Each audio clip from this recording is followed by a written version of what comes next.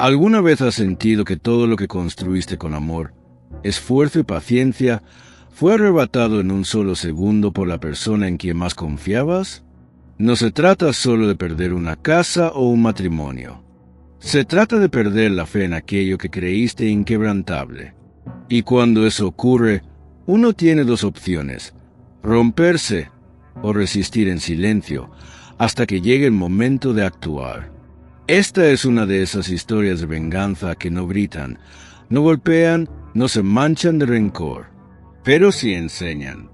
Es la historia de un hombre común, un trabajador que pasó años en el extranjero, partiendo piedra, levantando estructuras en un país que no era el suyo, mientras soñaba con ver a su esposa e hija vivir con dignidad en la casa que él construía a distancia.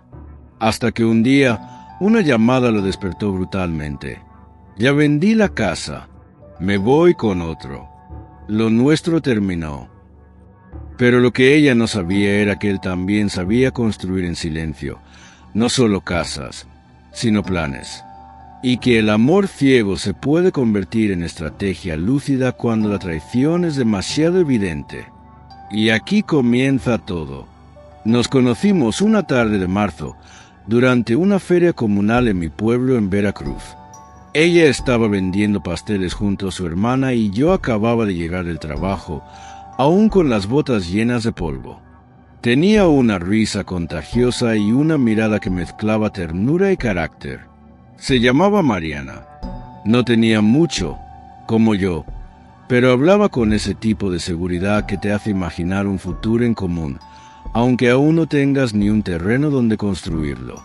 Los primeros años fueron sencillos, casi felices. No teníamos más que un cuarto alquilado y la idea fija de que, con esfuerzo, podríamos algún día levantar nuestra propia casa. Cuando nació nuestra hija Camila, todo cobró sentido. Yo trabajaba en lo que saliera: albañil, cargador, techador. Y aunque los días eran duros, volver a casa y verlas a las dos dormidas me hacía sentir el hombre más rico del mundo. Pero las cuentas no alcanzaban. La niña crecía y los gastos también. Fue entonces cuando apareció la oportunidad. Una empresa de construcción en Bélgica buscaba mano de obra mexicana para un proyecto a largo plazo. No era la vida soñada, pero ofrecían estabilidad y un salario digno. Después de muchas noches conversando, tomamos la decisión. Yo me iría y Mariana se quedaría en el pueblo con Camila y administraría el dinero que mandara.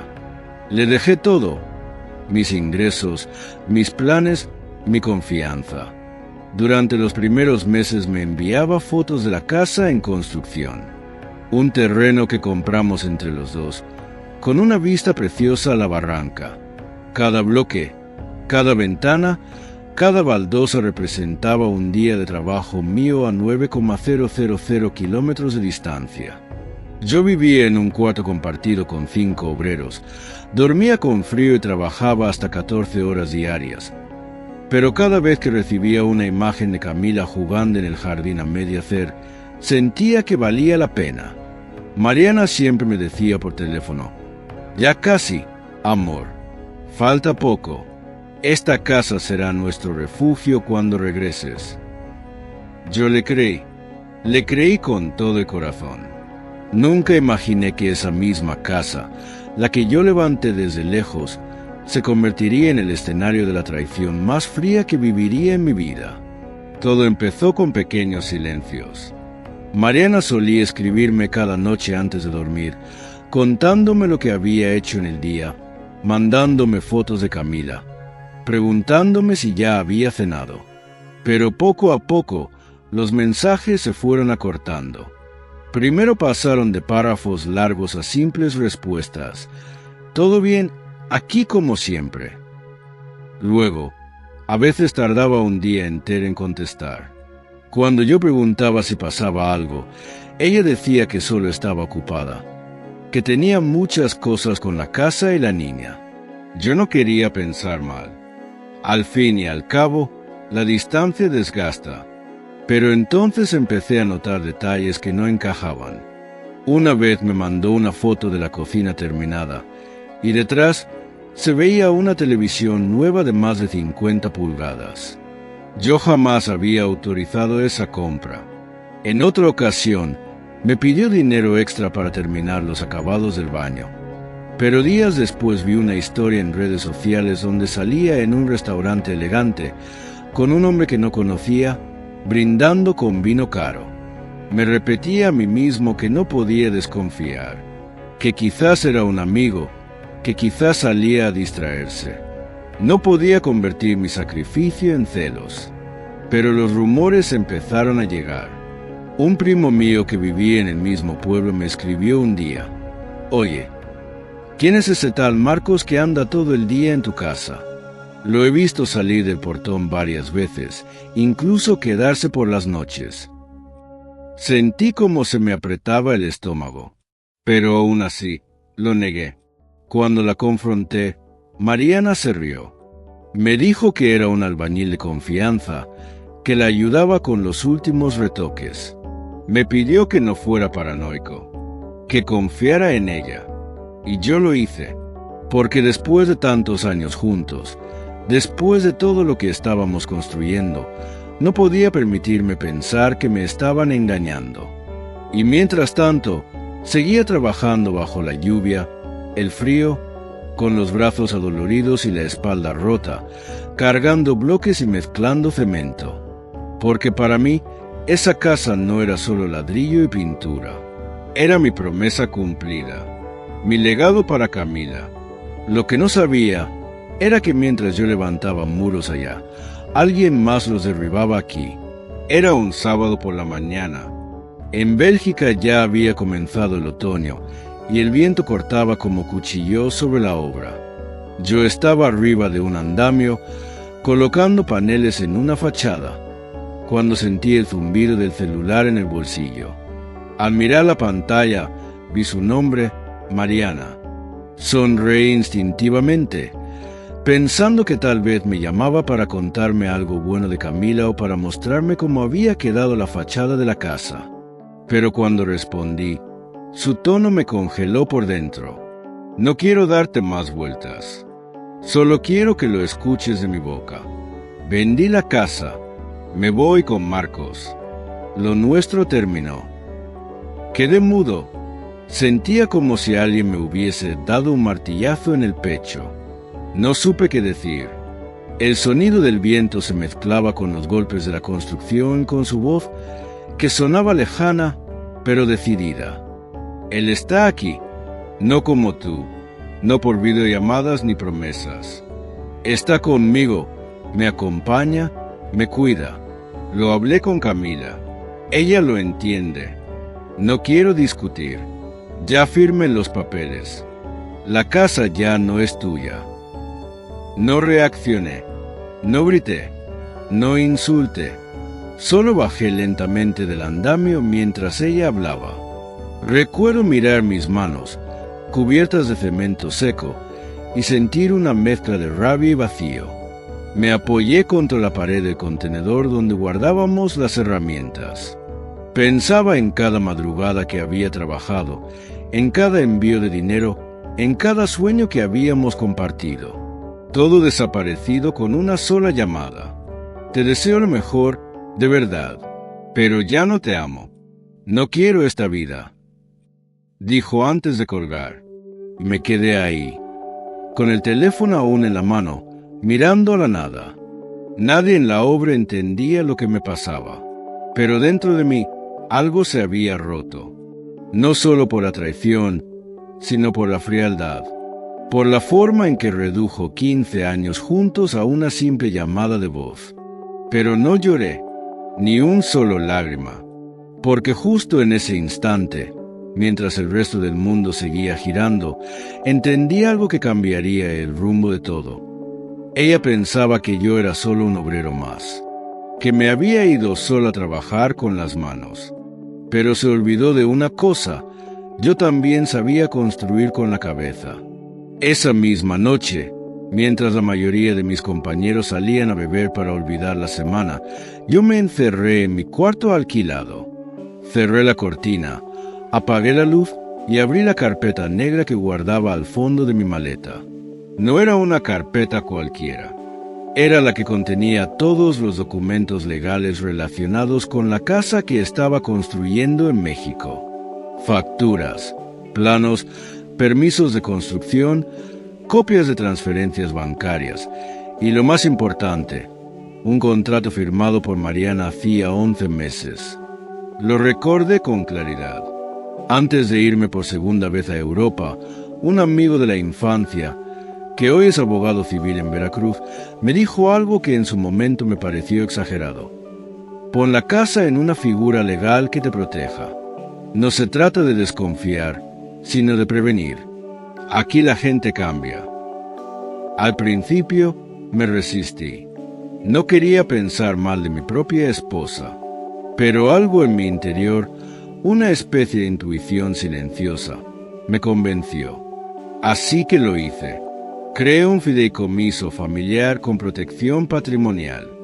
El terreno estaba a nombre de la familia, pero la propiedad en sí, es decir, la casa construida encima, fue registrada bajo una cláusula que especificaba que solo se podía vender con la firma de ambos beneficiarios, Mariana y yo. Y ese documento estaba firmado, sellado y registrado legalmente. Lo más curioso fue cómo se firmó. Lo recuerdo con una mezcla de tristeza e ironía. Fue una mañana cualquiera, justo antes de que yo partiera nuevamente. Mariana estaba distraída, con prisa por ir a recoger a Camila del colegio. Mi amigo, el abogado, sacó el contrato junto con otros papeles de rutina. Seguros, cuentas de banco, el permiso del INE, y entre ellos estaba ese contrato. Mariana firmó sin leer, como quien repite una rutina aburrida. Solo me miró y dijo, «Siempre tanta formalidad contigo, ni que fuéramos millonarios». Yo sonreí, le di un beso en la frente y le respondí, «Es solo por seguridad». Esa seguridad, que en su momento parecía innecesaria, ahora era mi única defensa. Al día siguiente, aún en Bélgica, me senté en un café con wifi y escribí un correo largo, detallado y sin emociones, a mi amigo abogado. Le adjunté escaneadas todas las copias firmadas, los datos de fideicomiso y las capturas de pantalla de la llamada con Mariana. Le expliqué todo. Su respuesta llegó 3 horas después. «Tranquilo, ella no puede vender lo que legalmente no le pertenece. No sin tu firma. Si lo hizo, el comprador fue estafado y ella podría enfrentar consecuencias serias». Me quedé mirando ese mensaje como si fuera una tabla en medio de un naufragio. Por primera vez desde la llamada, respiré hondo. No era consuelo, no me devolvía la traición, pero era una certeza. Mariana no era tan lista como creía. Había olvidado que, aunque yo trabajaba con las manos, nunca había dejado de pensar con la cabeza. Esa noche no dormí, no por tristeza, sino por estrategia. Empecé a planear. Revisé todos los movimientos que había hecho, cada transferencia, cada llamada, cada documento. Sabía que debía regresar, pero no como víctima, sino como alguien que estaba por tomar control de su propia historia. Porque si ella había creído que podía borrarme con una llamada, yo me encargaría de demostrarle que hay cosas que no se venden, no se roban y no se olvidan, como la dignidad de un hombre que construyó con el alma y también con la ley. Regresé a México una semana después. No le avisé a nadie, ni a Mariana, ni a mi hija, ni siquiera a mis hermanos. Quería que mi regreso no fuera un espectáculo, sino un movimiento silencioso, como esos que uno hace cuando sabe que no está derrotado, sino por iniciar una nueva etapa. Al llegar al aeropuerto, tomé un taxi directo al pueblo.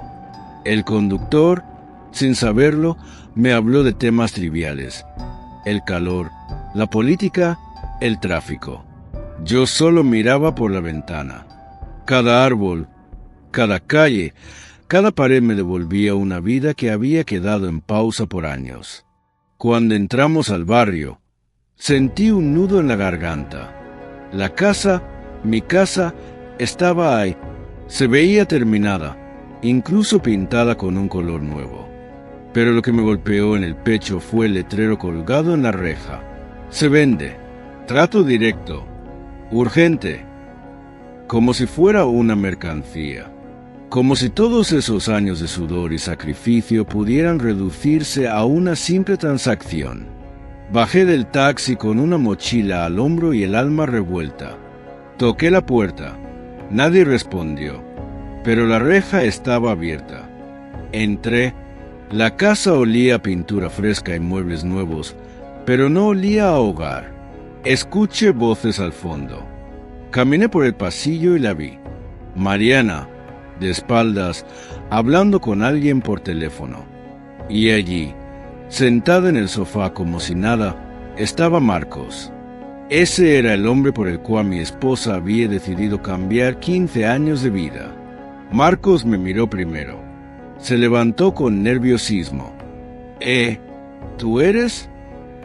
Soy el dueño de esta casa, le respondí sin levantar la voz. Mariana giró lentamente, sorprendida. Se notaba que no me esperaba. ¿Qué haces aquí? No tendrías que haber vuelto hasta el mes próximo. Decidí volver antes. Supongo que fue buena idea. Marcos intentó intervenir, pero levanté la mano. No vine a discutir. No vine a llorar ni a rogar. Saqué de mi mochila una carpeta con documentos. Los coloqué sobre la mesa con calma.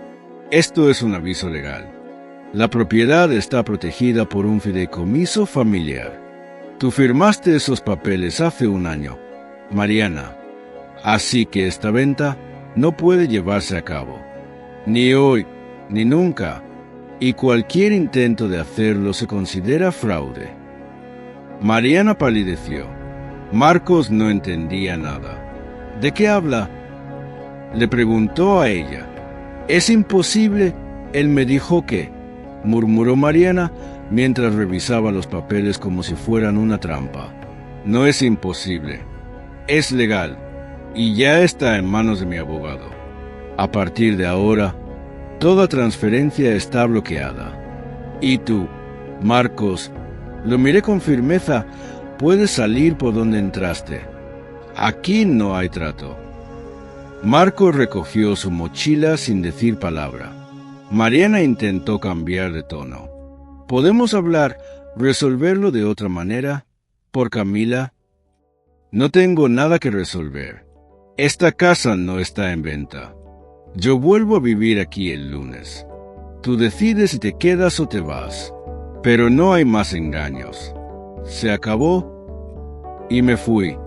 No grité, no rompí nada. Solo dejé que los papeles hablaran por mí, porque entendí que la justicia verdadera no siempre hace ruido. A veces, solo requiere que uno regrese a donde empezó, con la cabeza en alto y los documentos en regla. Esa fue mi forma de volver, con dignidad. Al día siguiente, fui directo a la oficina de mi abogado, Julián, un hombre tranquilo, con más de 20 años defendiendo causas que muchos otros no se atrevían a tocar. Le entregué la carpeta con las pruebas y le conté todo lo que había visto y escuchado de la casa. Él no se sorprendió.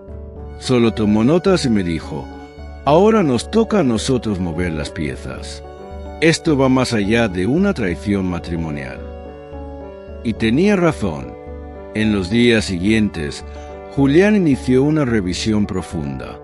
Pidió informes al registro público, a la notaría local y a los bancos. Lo que empezó como un problema de pareja se convirtió en un esquema cuidadosamente montado para quitarme no solo la casa, sino parte importante de mis ahorros. Descubrimos que Marcos no era simplemente un amante. Él y Mariana habían constituido una empresa fachada a nombre de un tercero, un supuesto comprador interesado en la casa, con el objetivo de adquirir la propiedad por debajo de valor real y luego revenderla, simulando una operación legal. Pero lo que no esperaban era que el fideicomiso los dejara sin poder de acción. Además, Julián halló movimientos sospechosos en una cuenta que nunca había visto. Mariana había transferido más de 380,000 pesos desde nuestra cuenta conjunta hacia una nueva, registrada a su nombre solamente. Ese dinero lo había estado acumulando durante casi 2 años, en pequeñas cantidades para que no se notara. El destino de esos fondos era evidente. Habían pagado anticipos del local donde pensaban abrir un gimnasio en sociedad con Marcos. El contrato de arrendamiento estaba firmado, y lo más impactante era que figuraba también el nombre de mi hija Camila, usada como supuesta heredera del negocio. Ese detalle fue el que más me dolió. No porque Camila tuviera culpa, sino porque Mariana había metido a nuestra hija en medio de una estafa disfrazada de reinvención personal. Me costó entender que la mujer que un día me besó con lágrimas cuando le dije que me iría al extranjero, ahora estaba utilizando mi ausencia como herramienta para su propio beneficio. Cuando le mostré a Julián los mensajes de Mariana, esos donde me aseguraba que la casa sería nuestro refugio familiar, él solo suspiró y dijo: «Esto no es solo una infidelidad emocional, es una operación premeditada, un fraude civil. Y si seguimos cavando, puede convertirse en una causa penal». No quise que Camila supiera todo, pero ya se notaba en su rostro que algo no estaba bien. Una tarde, mientras la llevaba al parque, me miró y preguntó: «Papá, ¿mamá está enojada contigo?». Me quedé en silencio unos segundos, luego le respondí con suavidad: «No, hija. Mamá tomó decisiones que nos lastiman a los dos, pero tú no tienes culpa de nada. Y pase lo que pase, yo siempre voy a estar contigo». Ella asintió y me abrazó. Ese abrazo me sostuvo más que cualquier abogado. Me recordó por qué había luchado tantos años, porque había dejado la tierra, la comida de mi madre y las fiestas del pueblo. Y también me reafirmó que no iba a permitir que todo eso terminara en manos de alguien que nunca puso un solo ladrillo por lo nuestro. La verdad había salido a la luz. Ya no había más excusas, ni historias confusas. Mariana y Marcos habían jugado su partida. Ahora me tocaba a mí mover con inteligencia, y esta vez no pensaba perder ni un centímetro más de lo que era mío. Una semana después de haber reunido todas las pruebas, Julián presentó una demanda formal por intento de fraude, uso indebido de fondos compartidos y falsificación de documentos ante el Juzgado Civil del Distrito. La denuncia iba dirigida tanto a Mariana como a Marcos y se acompañaba con los registros de transferencias bancarias, el contrato de arrendamiento del local, las escrituras del fideicomiso y las conversaciones impresas donde Mariana admitía haber vendido la casa sin mi consentimiento. El juez, al ver la documentación, ordenó de inmediato la suspensión cautelar de cualquier intento de venta o traspaso de la propiedad. Además, bloqueó las cuentas sospechosas mientras se realizaba la investigación. En menos de 48 horas, Mariana recibió la notificación judicial en su casa. Me imagino su expresión al abrir ese sobre. Por primera vez, entendió que esta vez no era solo el hombre que se va a trabajar lejos, sino alguien que sabía defender lo que le pertenecía. Marcos, por su parte, desapareció del pueblo. Cerró sus redes sociales y no volvió al gimnasio. La gente comenzó a hablar, a murmurar. Ya no era un simple chisme de vecindario, sino un escándalo real. Un hombre que lo dio todo, traicionado por quienes se beneficiaron de su sacrificio, y que ahora pedía justicia. Varios vecinos, incluso personas que antes solo me saludaban con la cabeza baja, comenzaron a acercarse. Me ofrecieron su apoyo. Uno me dijo: «Lo que estás haciendo nos da fuerza, porque muchos hemos sido usados y nos callamos. Pero tú diste la vuelta». La comunidad se convirtió, sin quererlo, en testigo silencioso de una batalla que ya no era solo mía. Era la historia de cientos de hombres que salieron a romperse la espalda en otro país, y que al regresar no encontraron lo que prometieron guardarles, sino ruinas emocionales y económicas. Por eso, yo ya no luchaba solo por recuperar mi casa. Luchaba por algo más grande, el derecho de no ser desechado por haber confiado demasiado. Mariana intentó cambiar de estrategia. Me escribió mensajes por WhatsApp diciendo que quería resolverlo como adultos, que no valía la pena llevar las cosas tan lejos. Incluso me llamó una noche llorando, diciéndome que estaba arrepentida, que había sido un error y que todo se le salió de control. Yo la escuché en silencio, y al final, solo le dije, tú tuviste todas las oportunidades para hablar, pero elegiste callar cuando más necesitaba verdad. Ahora es mi turno de decidir. Julián me propuso una solución que no buscaba castigar, sino cerrar el ciclo con firmeza. Redactamos un acuerdo. Mariana debía devolver al menos el 70% del dinero malversado, renunciar a cualquier derecho sobre la propiedad y abstenerse de nombrarme o utilizar mi imagen para su negocio. A cambio, yo no seguiría con la demanda penal y permitiría que se quedara con su emprendimiento siempre y cuando lo separara completamente del nombre de nuestra hija. Le dimos un plazo de 72 horas para responder. Fueron 3 días largos, pero en ese tiempo, por dentro ya me sentía distinto.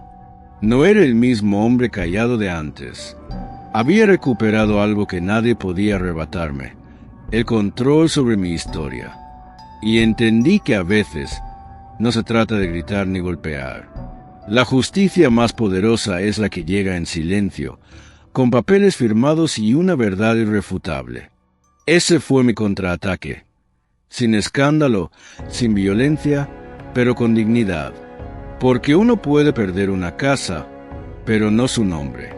El cuarto día, a primera hora de la mañana, Mariana apareció en el despacho de Julián con su abogado. Entró sin mirarme. Su rostro no mostraba rabia ni arrepentimiento, solo una expresión apagada, como quien ya sabe que ha perdido algo que no podrá recuperar jamás. Se sentaron frente a nosotros en la sala de reuniones, rodeados de papeles, carpetas y ese silencio denso que suele acompañar los finales verdaderos. El abogado de ella fue el primero en hablar. Su tono era correcto, casi técnico, pero no lograba ocultar el nerviosismo. Dijo que Mariana aceptaba los términos propuestos, que devolvería el 70% del dinero malversado en un plazo de 15 días y que firmaría la renuncia legal a cualquier derecho sobre la propiedad ubicada en el barrio San Joaquín, registrada bajo el fideicomiso que lleva mi nombre. También agregó que ella no tenía intención de continuar vinculando a nuestra hija con su negocio y que cesaría en el uso de su nombre e imagen en todo lo relacionado con la marca registrada del gimnasio. Julián revisó los documentos con detenimiento. Asintió. Yo no dije nada. No hacía falta. Después de todo lo que había vivido, las palabras sobraban. Mariana firmó primero. Su mano temblaba ligeramente. Yo firmé después, con firmeza, como quien pone punto final a una historia que ya no puede seguir escribiéndose. Cuando todo estuvo listo, Mariana se levantó. Me miró por primera vez desde que llegó. Nunca pensé que llegaríamos a esto, murmuró. Yo tampoco, le respondí sin rencor. Pero fue tu elección. Ella no contestó. Solo tomó su bolso y salió junto a su abogado, dejando atrás la carpeta con las copias firmadas y un pasado que ya no le pertenecía. Los siguientes días fueron tranquilos, casi extraños. No hubo más llamadas, ni mensajes, ni intentos de negociación. La transferencia del dinero se realizó como lo pactado. Julián me acompañó al banco para supervisar que todo quedara cerrado. La cuenta conjunta fue disuelta. El fideicomiso se mantuvo intacto, y por primera vez desde que regresé, pude respirar con libertad. Volví a la casa, sin letreros, sin intrusos, sin mentiras. Le cambié las cerraduras, Pinté la puerta principal de azul y reinstalé las cortinas que mi madre había cosido años atrás. No lo hacía por nostalgia, sino por sentido de pertenencia. Esa casa, por fin, volvía a ser hogar. Camila se quedó conmigo. Fue una decisión mutua. Mariana no discutió. Nuestra hija, aunque pequeña, ya había comprendido más de lo que muchos adultos entenderían. Una noche, mientras cenábamos en la terraza, me preguntó: «Papá, ¿ahora sí vamos a quedarnos juntos aquí?». Le acaricié el cabello y respondí: «Sí, mi amor, esta vez sí». Las semanas pasaron. Marcos nunca volvió. Su gimnasio apenas abrió, con poco público, y pronto comenzaron a circular rumores de que cerrarían. Yo no sentía alegría por eso, solo un leve suspiro. Algunas historias se derrumban por sí solas. En cambio, yo decidí invertir el dinero recuperado en un pequeño proyecto local, una ferretería cerca del mercado central. No era una gran empresa, pero era mía, y cada día, al abrir la reja y ver a los vecinos entrar, sentía que empezaba de nuevo, no con rabia, sino con claridad. El acuerdo no me devolvió el tiempo, pero me devolvió el rumbo. Y entendí que cuando un hombre defiende lo que es justo, sin perder la calma, puede reconstruirlo todo, incluso lo que parecía irrecuperable. Porque a veces, lo que uno recupera no es solo una casa, es el respeto por uno mismo. No todas las historias de venganza se escriben con gritos, rabia o violencia. Algunas se construyen con documentos firmados, dignidad silenciosa y la voluntad de no dejarse aplastar por la traición. Esta historia no trata solo de recuperar una casa, trata de recuperar algo mucho más valioso: la claridad, la fuerza interna y el derecho a poner límites. Muchos hombres, como el protagonista, han sido invisibles por años, trabajando lejos, enviando dinero, construyendo sueños en la distancia, hasta que un día despiertan y descubren que les han arrebatado todo. Pero también hay quienes, como él, deciden no romperse, deciden actuar con inteligencia, con estrategia y con justicia.